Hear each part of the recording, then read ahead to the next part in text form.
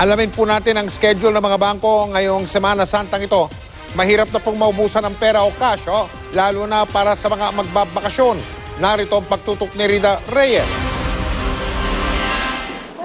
Sakit ng ulo at hassle daw ang gustong iwasan ni Joanne. Kaya kahit Lunes Santo pa lang, nag-withdraw na siya ng pera sa ATM bago pa tumulak sa out-of-town trip ng pamilya.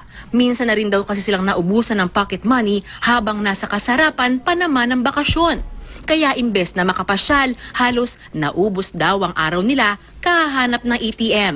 We need to withdraw pero nga since limited yung bank out of town, nahirapan kami, so we need to drive from one town to another just to find an ATM. I've learned my lesson, so now pagka mag-holiday na, I do all the transactions para hindi na mahasel. May pila na rin ang mga magwi-withdraw sa ilang ATM sa ilang bangko kanina. Mahirap na raw kasing magbaka sakali. Kapag sabay-sabay nag-withdraw yung mga tao, hassle yung mahabang pila. Sarado ang lahat ng bangko ng BPI, Security Bank, Bangko de Oro at PS Bank simula sa Monday Thursday hanggang sa Easter Sunday.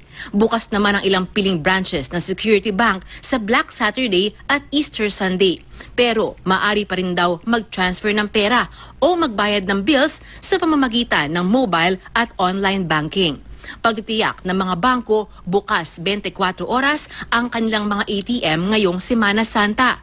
Maya't maya rin daw itong nagre-replenish ng pera sakaling maubusan. Inaasahan daw ang pinakamaraming ATM withdrawals mula Lunes hanggang Miyerkules Santo. Pero kung hindi pa rin nakatitiyak kung may ATM sa lugar na pupuntahan, payo ng Bangko Sentral ng Pilipinas, magpasobra na ng budget kaysa maabala. Pinag-usapan namin kung ano po yung mga kailangan, tapos yun, magpo-compute kami, tapos yun, i-prepare na po namin. Rida Reyes, Nakatutok, 24 Oras.